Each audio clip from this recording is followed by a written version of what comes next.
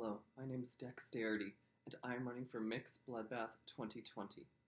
Drag has always been a political art form, and as drag performers, it is our duty to tell the history of all the injustices that have happened in our community and continue to happen in our community.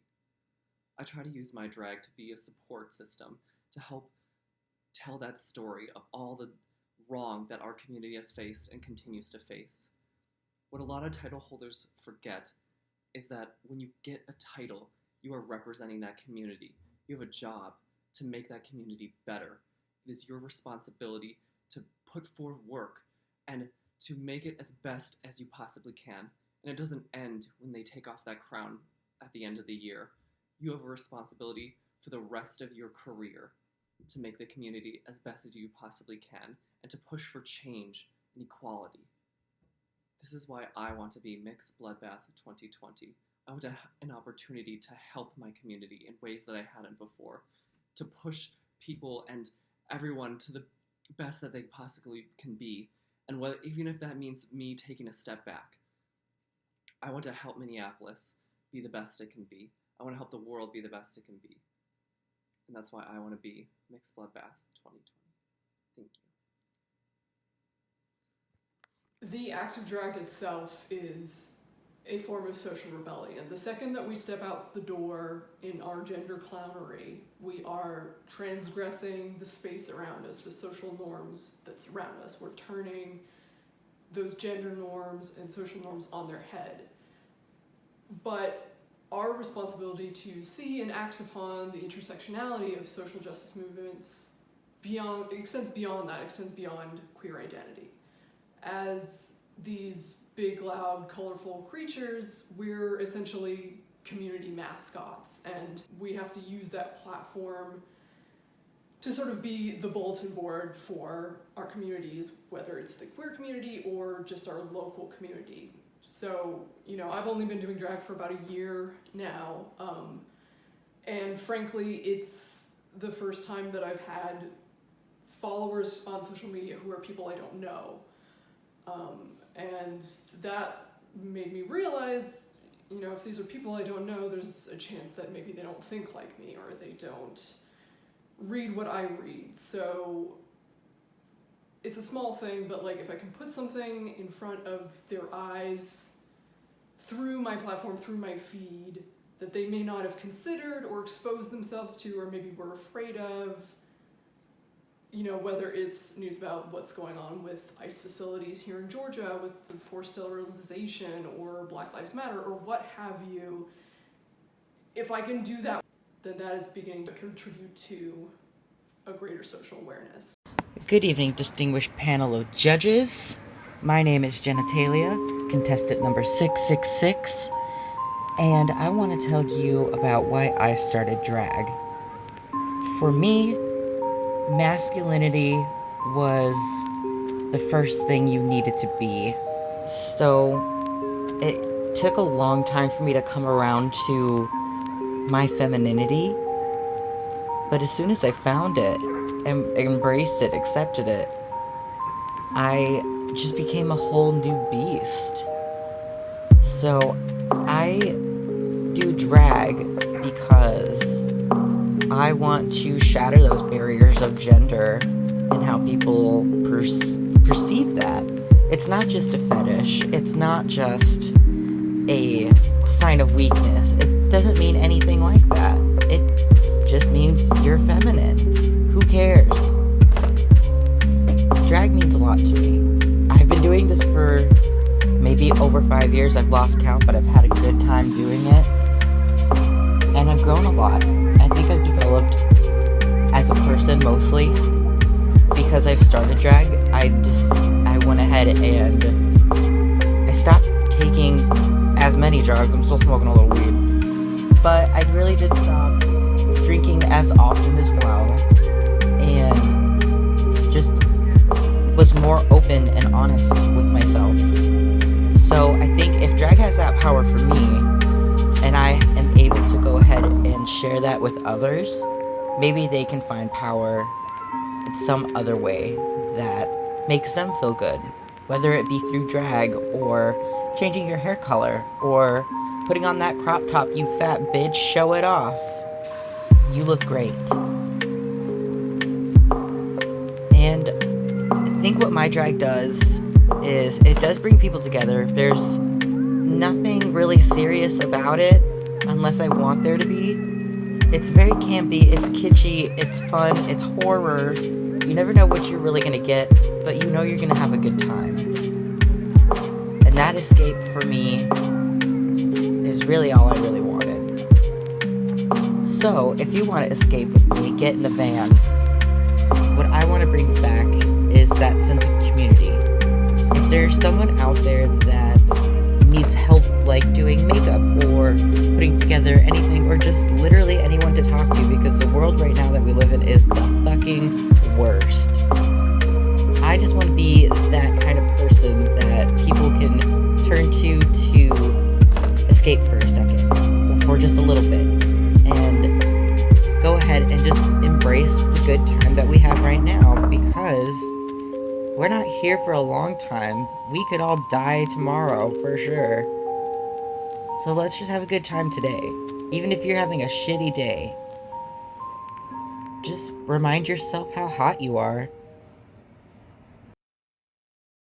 I'll skip the cute introduction to fit all this shit within 2 minutes, so bear with me. Drag goes beyond entertaining some pussy hat wearing suburban liberal mom who watches RuPaul's Drag Race on the weekends. It goes beyond, yas, queen, oh, grrr. It goes beyond making people laugh, cry, feel empathy for you, just so that you can fulfill this narrative that you always wanted. It's not about virtue signaling or validation. No, drag is about saying fuck you to all societal, political, and economical structures, and to expose the complicated and messy feelings of what it is to be a human being. Not everything fits neatly into some sort of black and white academic liberal fantasy. Social justice puts humanity and community ahead of the individual and their own empathetic savior complex. The revolution will not be Instagrammed. Direct action puts empty words into action, and not all actions will be morally sound, because civilization and politicians are not and have never been morally sound. Drag is and should be a melting pot of ideas and concepts that don't fit perfectly into every viewer's concept of what is noble and socially acceptable. But I think that every drag queen should be able to perform a concept of what they think of as art, because drag is in itself a fantasy and a political statement. My drag queen persona, Clorox, is the epitome of that. I take every performance as an uncomfortable piece of art to provoke the fuck out of the viewer and wake them up out of their slumber as a safe and gratifying drag show experience. I hope for the viewer to walk away with questioning the world around them and their own conceptual beliefs. I hope that my performances lead to a conversation about issues, inevitably lead to a form of ego death. These ideas make someone better equipped to be their own damn person with their own damn ideas, instead of posting a regurgitated and regenerated clap snapshot of some phrase that is shallow and doesn't actually offer any insight. I've been politically and socially active since grade 6 in a Catholic middle school. I've been an anarchist since then, and I am still one today. I believe the community should look after each other, and the oppressed should fight for each other instead of fighting against each other. I am out for blood at the people who keep us sedated and content by throwing us a few bones or checks here and there so we don't run our mouths. In this political election, Trump and Biden are part of the problem. Institutions of power are not going to give up their power nor money that they have, so we have to take action within our own communities. They are not going to save us. We are all performing for them by acting in a movie that they wrote, by working, trying to survive, and being perfect examples of what it is to be an upstanding member of society. But when I am in drag and out of drag, I will be a big fucking problem for them, until we are all free and equal. And you should too. When thinking about the role that drag art has in social justice movements, I'm immediately brought to our name. When you think of the designation of royalty, or like queendom or kingdom, you immediately assert yourself as a person of influence and as a figurehead for a group of people.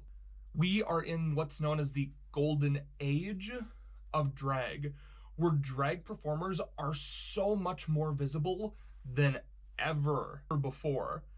And so we have a responsibility to carry on the legacy of our foremothers and our forefathers and our foreparents, who have done so much for the queer liberation movement. Think of Martha P. Johnson, Sylvia Rivera, the Sisters of Perpetual Indulgence, individuals who use their art as a form of activism. And that is something that I have taken very seriously as a drag performer. I'm a drag ambassador with Drag Out the Vote, and we are a nonprofit, nonpartisan organization who literally is out here just getting people registered to vote and then hopefully voting before November 3rd in a safe way from their home. The name of Ms. Diagnosis is very intentional because I wanted a name that I could use to start having conversations around queer mental health and queer mental wellness. And through that, I've created the Rejuvenation Project, which me and a couple of my fellow friends who are in the Black Lives Matter movement, we all piled resources in order to get activists the resources that they need to rejuvenate themselves, to be able to keep fighting the good fight. There is still so much work that we have to do as drag artists. And with our titles, we are going to be leading that movement.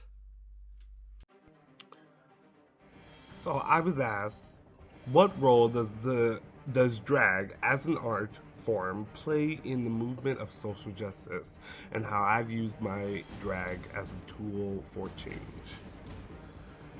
So the first question, what does the role of drag play in the form of social justice?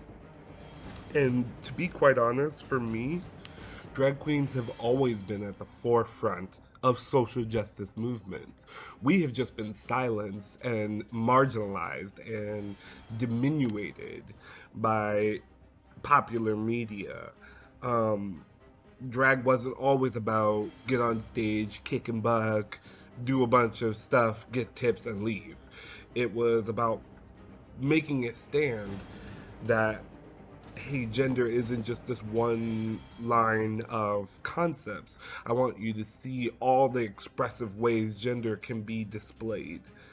I feel like, for me, the role of a drag artist is to break the mold for what we believe is our social norm.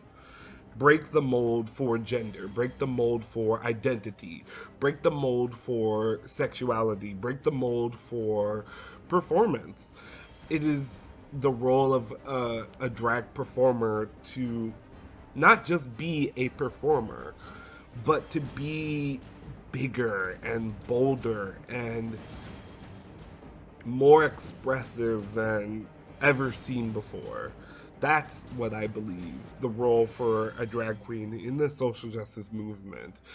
Take a stand, be loud, be unafraid, be unapologetic in taking a stand for what is right.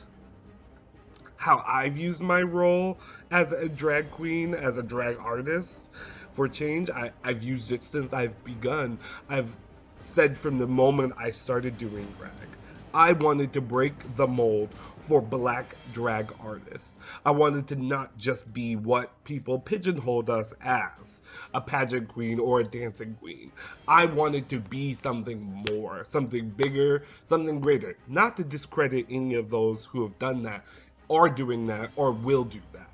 I just wanted to show and to make an example as to the many different ways black people can do whatever the fuck we want.